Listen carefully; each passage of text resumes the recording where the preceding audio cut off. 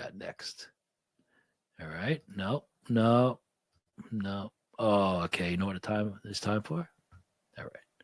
I know what it's time for. All right. It's time for us to, we're going to wrap up soon. So let's pull back and, we spoke about, we had a great coaching clip the other day. And after that, it led to a little discussion about the shepherds and the magi and about ignorance, or at least uneducated versus educated, and coming together to both adore the Christ child. And, as before we leave the Christmas season, right? And formally the Christmas season ends with the liturgical sense. And if you're not religious, or stay here, because it's a way to frame our day. And you take these little moments, these calendar-based events, and you say, what can I get from that? So I heard something yesterday, and it made me think of something else. And so as the Christmas season ends with the birth of the baptism of Jesus. So he's older, and he gets baptized by John the Baptist. And the reason the baptism is significant is that, and what does it mean to us? The baptism is, of course, the renewal. It's a cleansing. It's a new birth. So he's born in the Bethlehem. Jesus spends his years hidden away. Nobody knows what he's doing. He's with his parents and his earthly parents, his mother Mary, and his foster father Joseph, and his relatives. And he's learning how to be a carpenter. He's learning the Psalms. His father's bringing him to the temple. Called the hidden life of Jesus. Okay. And then his public ministry begins. And the beginning of his public ministry is usually considered when he's baptized by John the Baptist, who began his public ministry earlier. And people thought John was maybe the Messiah. And you remember the famous, I'm not the Messiah. He's announcing that the Messiah is coming, and that he's not worthy to unstrap the sandal of the Messiah. So John's baptizing, and Jesus comes to be baptized. And John says, you should be baptizing me. And Jesus says, no, go ahead. I'm paraphrasing, but go ahead and do it. Now, Jesus doesn't have original sin. He's not dirty. He doesn't need, but he's showing that, I'm going to do what you do. Everything I do, you do. So I'm going to get baptized. You get baptized. Right. And, this is a baptism of Jesus is going to give them the baptism of redemption and freedom from sin and death, right? Through his crucifixion, death, and resurrection. So John's baptism, is not the same as with Jesus's baptism, which is his life. His life baptizes us. Okay. So Jesus' baptism is, and it's all four gospels talk about the baptism. So it's very important, and it's the beginning of public ministry. So what does it mean for us? How do we take it? How do we take this liturgical moment? So Christmas comes, we celebrate it. We're reminded of the simplicity of life, the joy of family. It's also a cold, dark time. Remember I told you Christmas comes around the darkest day of the year, and every day after Jesus' birth, the days get longer. Hopefully warmer soon. It's cold here. Okay. So we're starting to move towards spring already. And baptism is going to water the ground, water our ground, wash us clean, begin something new, start to plan something new, put things together. My friend Rob keeps, routine, a healthy routine. What do I need to get rid of, and what do I keep in my life, and how do I shape my day to be clean of heart and my mind straight? And okay, so Jesus is baptized, and one of the key parts of the end of Christmas for me, and it's not a biblical thing, it's just a tradition, is I love the little drummer boy. I love that little claymation cartoon years ago. I really liked it when I was a boy. And so I'm going to tell you a little story, and then I'm going to read you a blog. So my daughter used to go to a great Catholic school, and they did this wonderful nativity. It's a very elaborate nativity, and I think it was like second and third graders did it. And before they used to do it in the school, but before they would do like a dress rehearsal at this convent where the sisters who founded the school, and almost all of them were no longer working in the school because they were too old, but they had they would go to their convent where the older sisters still lived, and they would do the dress rehearsal on site at the convent. And I went to watch when my daughter was in it, and I was so moved. And I was really moved by they had a little drummer boy part in it. And I wrote about it, and I wrote about it many years ago, and I'm going to read it to you. And I want us to think about the baptism of Jesus. Like what I said, the renewal, the beginning of a public ministry. What's your public ministry? What's my public ministry? And we could have several over and over again. But what are we beginning? A new beginning, a new creation. What do we start? We start anew. So combine that with the drummer boy. So let me share this with you, and then we'll tie the two together and we'll wrap it up. All right. So let me share with you my screen here. Okay. And there we go. There's my drummer boy, right? Not my drum. There's my magi. Okay. And make sure what. Okay. So this is from my blog, howiehain.com. Okay. Poetry, prose, fragments, notes, sketches, and studies. This was December 19th, 2017. Okay. Little drummer boys and girls. All right, here we go. Yesterday, I witnessed a dress rehearsal for a live nativity. The cast was made up of first and second graders, and the audience was mostly composed of residents of a retirement home for religious sisters, Franciscans. It was spectacular. Last week, I was at Radio City Music Hall to watch the Rockettes in their Christmas spectacular. It was quite a production.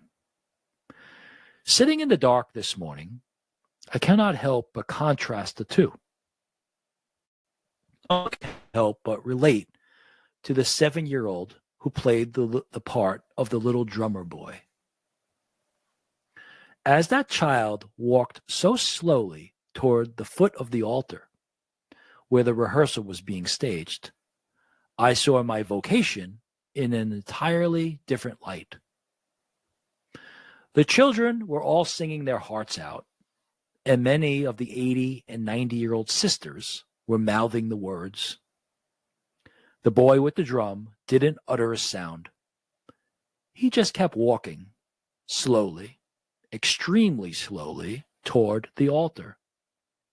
Every once in a while, ever so slightly, pretending to tap the two tiny sticks upon a toy drum. He was beautifully awkward. There was no greater spectacle on earth at that very moment.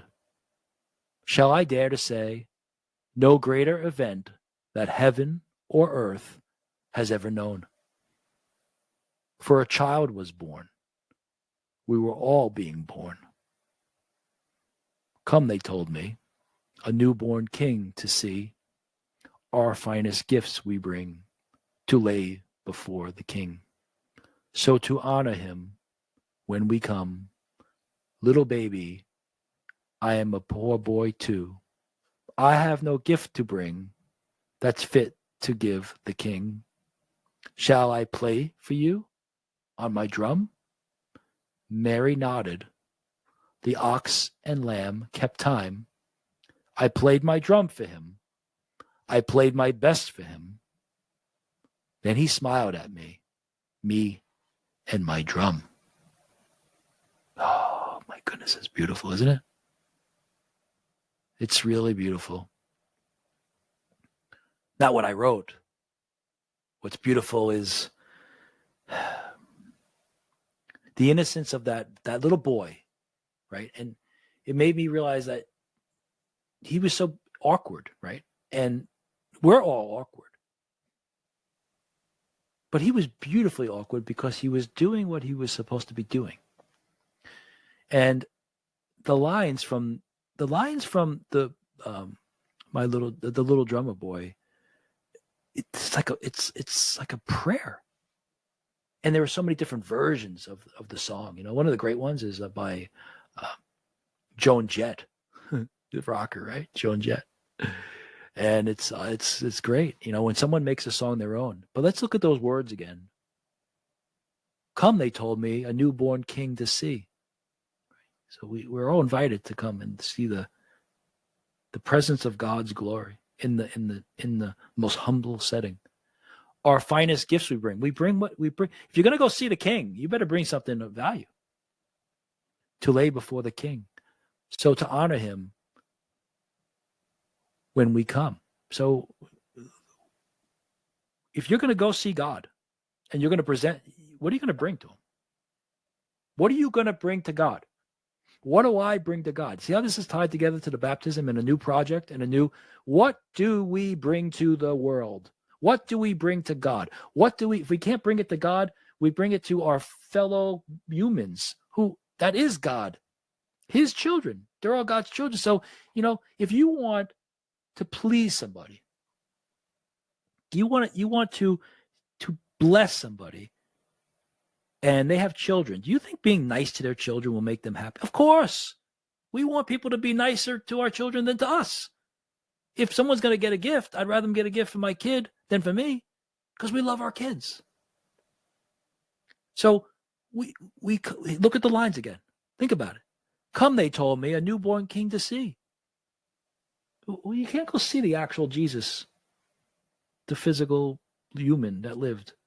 He still does live, but lived on earth with us. That's 2,000 years ago. But we can see the son and daughters of Jesus, the brothers and sisters of Jesus, and the children of God the Father. Jesus is our sibling, our brother. So everybody, the human, is a sibling of Jesus or a child of Father God. So just like you want people to be nice to your children, then be nice to God's children. And if you can't go see the actual king, well, go see the children of the king, the princes and princesses. Everyone you see is a prince or princess of God, a child of God, and God is king. So therefore they're princes and princesses. So when we see a child, or we see an older person, or we see any person, we can see everyone as a child of God. So we come to who do you see today? I mean, this is a hard thing to do. But I challenge you. Try, if you look at somebody as a child, a lot of the stuff goes away. Someone who really annoys you, and they're a jerk. But imagine them as a child. They still may be a pain in the neck, but now they're a kid who's a pain in the neck. And you may wonder, why are they a pain in the neck? Maybe they're neglected. They don't get enough attention. Maybe they got real strife at home, or maybe there's a feel. And then you start to see it with more eyes of compassion. And we use our charity. Charity is not just money. Charity is our perspective. How much charity can I use? What can I find the most charitable perspective of why this person is annoying me and bothering me? And sometimes they just are. But it's much easier to see it in terms of a child. Right? I used to say, if a child is crying and crying and crying and crying, and they're being annoying, and you yell at them, but then you find out they had a fever, you feel terrible. You feel like a big bully. You thought they were just misbehaving, but meanwhile they're crying. This 5-year-old's crying because they're sick, or they're injured, or they're really frightened of something. You just thought they were being spoiled. And you find out, you say, oh my goodness, I feel terrible. I mean, that poor child was, running a fever or fear or injured or something, and I only made it worse by being impatient and raising my voice. Well, we can do that with adults. So if you take somebody and say, well, what if they were a child? How would I treat them? And then you eyes of compassion, and you're more charitable. And it's connected to here. So we can't go see Jesus. We can't. We're not the Magi or the shepherds. That's Drummer Boy. But we see other humans, and we're going to see the newborn king. And if you're going to go see the king, what do you bring? Your best. And what does he say? I am a poor boy, little baby in the manger who's got nothing. I'm a poor boy too. What do I have? What do I really have to offer God? What can I offer God? What can you offer God? I have no gift to bring. I have nothing to bring that's fit to give the king. And then he says, ready? This is it. Shall I play for you on my drum? He's just got his drum. You have a drum. I have a drum. God gives everybody a drum. What's your drum? What's my drum? There it is. What's our drum? Everybody's got a drum. You got to play it for the king. Don't worry what the world thinks of the drum or how many likes or subscribers, how much you get paid for you. No, play the drum. You like jazz, then sing jazz. You like the color. If you like to draw, color. If you like to play basketball, you're excellent at knitting. You're great at numbers or science or whatever banking, whatever the field is, fishing. What's your drum? Everybody's got a drum. It's very simple life. You play the drum that God gave you and you play it for him. And that's the gift that you give him. And nobody else in the world would see the value. But when shall I play for you on my drum? Mary nodded. The mother of Jesus. Yes, play for him. It's simple. Play for him. The ox and lamb kept time. The ox and lamb that are breathing on Jesus, right? You know, the beautiful image of the nostrils are keeping the warm air coming from the nostrils of the beast of burden, keep the infant warm. It's cool, right? But those same animals start nodding their heads, right? They're keeping time with the simple poor boy who has nothing to give God, no gift to give except the gift of his gift, his hobby, This is my gift, by the way. I really do. I love this. And I think this up. So I'm going to keep doing it. That's why I like this. This is my little drum. I have nothing to give but this podcast, so I'm giving it. I have these old blogs. I'm giving it. Mary nodded. The ox and lamb kept time. I played my drum for him. I played my best for him. Then he smiled at me and my drum. And then Jesus smiled at him and his drum, at him and his gift, at him and his talent. Whatever you're given today, whatever you've been given at your birth, and it may have taken you many years to discover it. You may not have discovered it yet, but it's probably the thing that you like to do most, whether you're paid or not. The thing that if you just are free, completely free today to do for no reward, no pay, what is that? That's the drum. And we're reminded to play. Play it for the king. Mary's telling you to play, and Jesus is nodding at both you and your drum. Let me close this out and say formal goodbye to you. So thank you. This has been another great one. I'm really having fun here. Please continue to send your comments and subscribe and send articles and videos. I was talking to some friends, and I think that the best part of the show is when I receive emails. So I love things that go into a little more depth, and they can be critical. It can be anything. It's part of the dialogue. So you have a great day. I pray that we all can be like the little drummer boy and have that degree of awkward beauty, or beautifully awkward. All right, you take care.